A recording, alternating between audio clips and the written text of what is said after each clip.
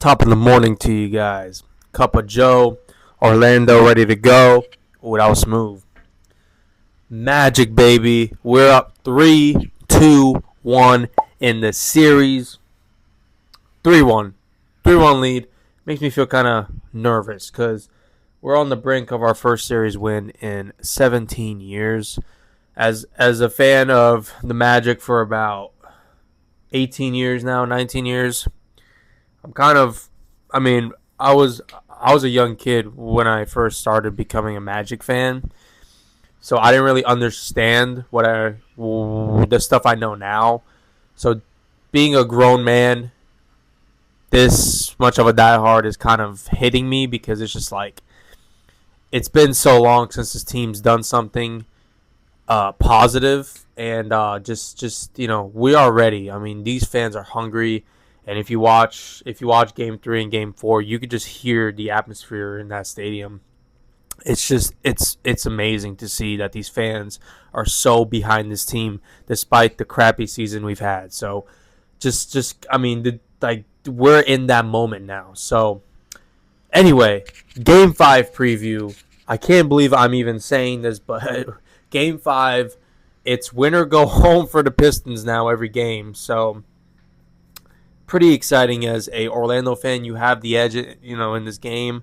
But man, I just can't believe it. So waking up this morning, the Magic are 10.5 point underdogs going into this game. This is the biggest spread they've had all series. Both Game 1 was 8.5. Game 2 was 9.5. This game was 9.5 before, as people might know already, Franz Wagner's questionable with a calf injury or calf strain or whatever, and we know what calf strains do in the NBA.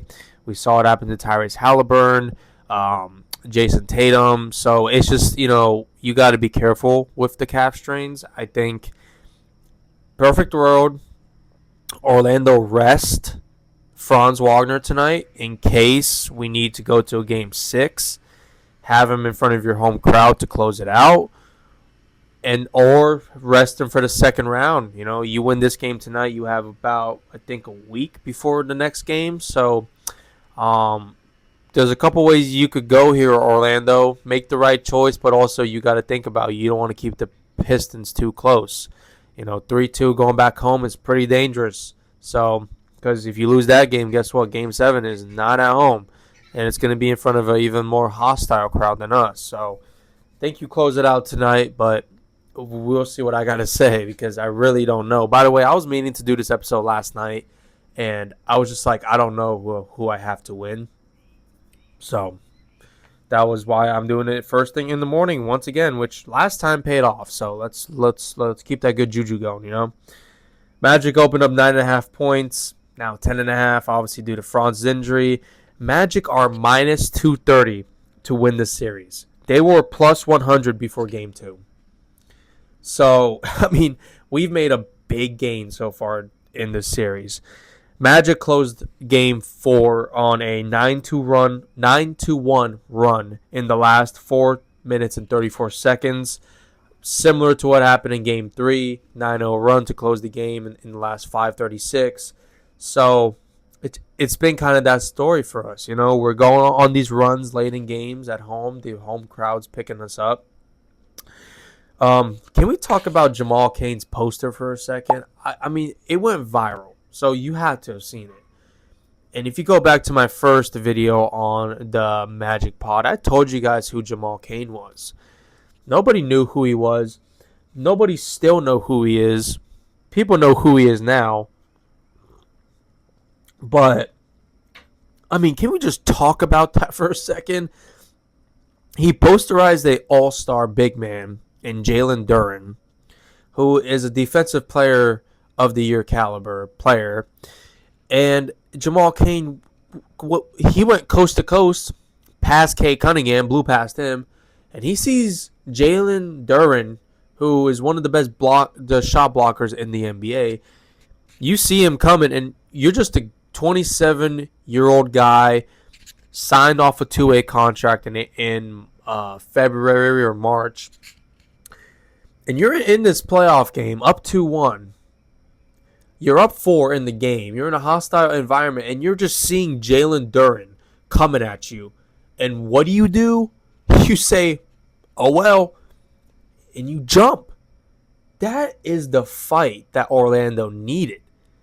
The players see that, they're like, oh yeah, we need a win.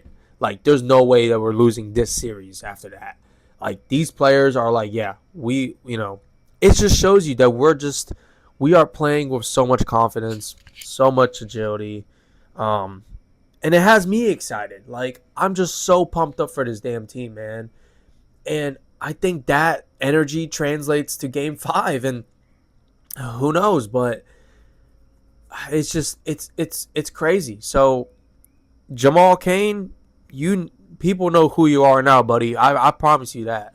And here's the thing, though. Now that they know who you are, they're gonna criticize you when you have a bad game. It always happens, right? Oh, he made one good dunk. Now he's no. He's been consistent all season for us. He made a difference in Game 4. He was the main reason why we really won that game with his defensive effort, his physicality, and obviously what he was doing on the offensive end. Making tough shots, getting offensive rebounds to give us second chance points.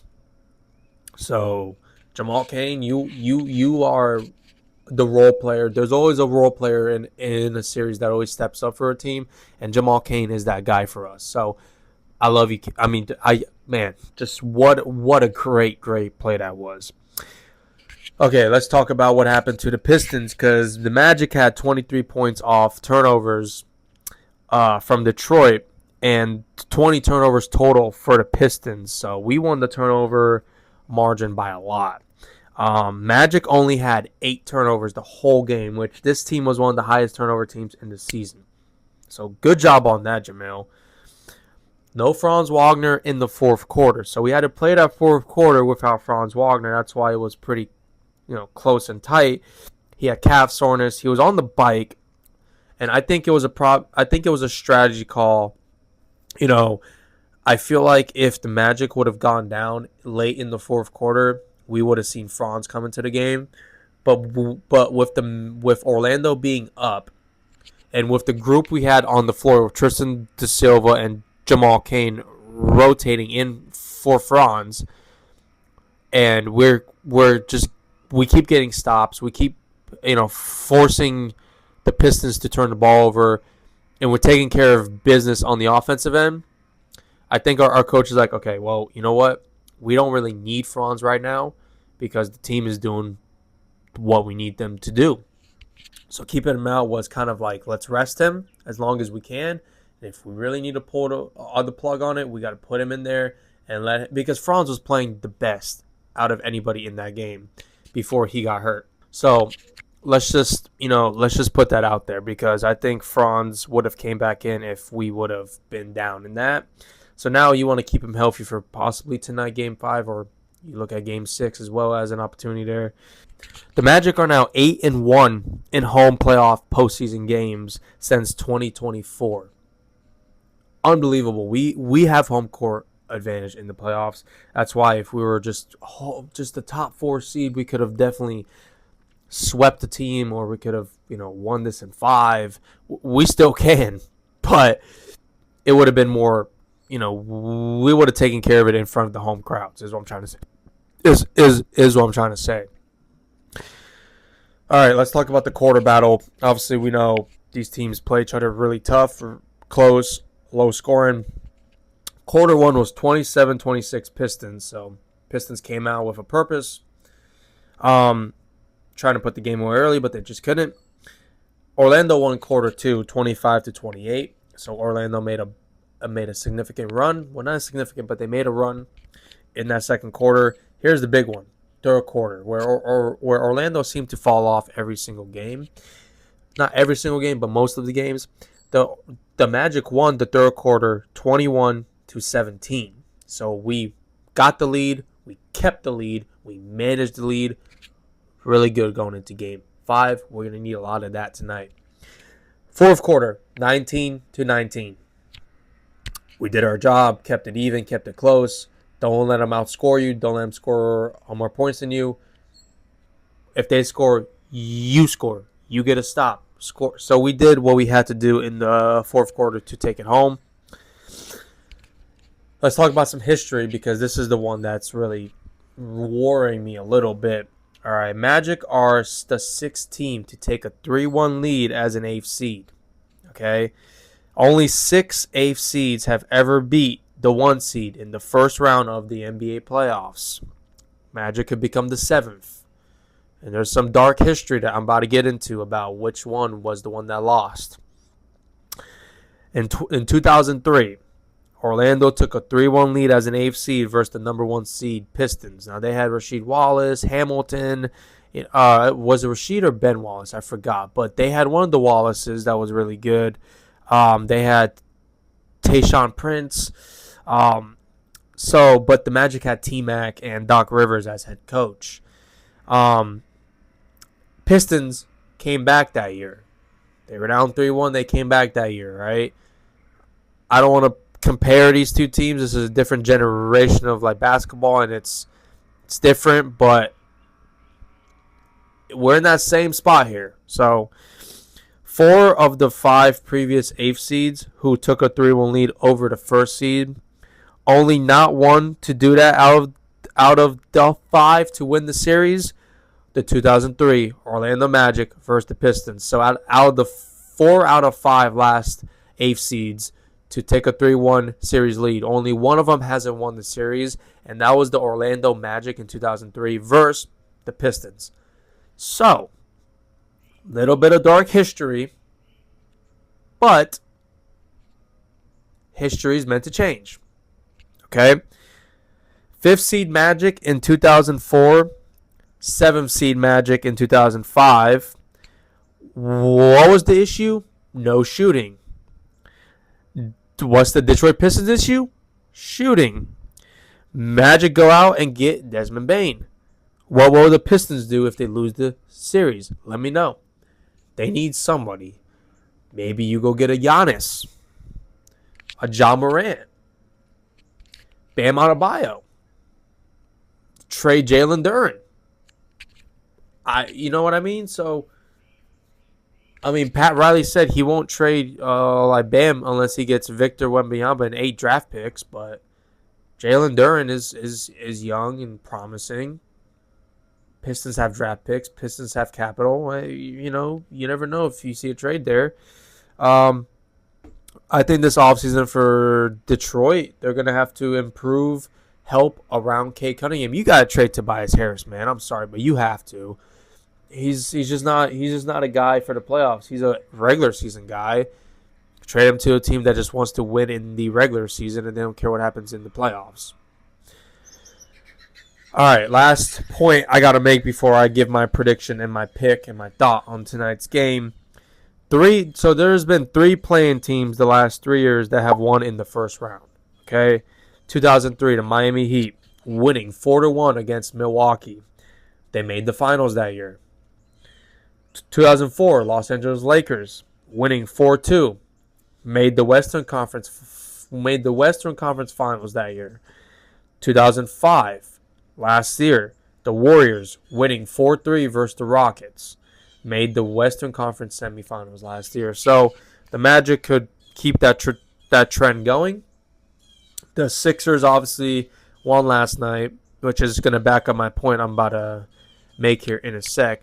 The Pistons, the Sixers won last night, and they're now only down 3-2. So they could still pull an upset off all of Boston. They're going home for Game 6, so there's hope for the Sixers, right? But the Magic are the best, the higher chance to keep this one going. The Blazers already lost, and the Suns are already lost. So it's really Orlando's hope to keep this trend going, and I don't want to jinx anything. So here's what I was going to say. The Sixers won last night on the road in a must-win game as 10.5-point underdogs. So a little bit more integrity there, a little bit more intense, a little more need to win that game. But Orlando's 10.5 points underdogs. We're in a hostile environment. Pistons are actually in a must-win game.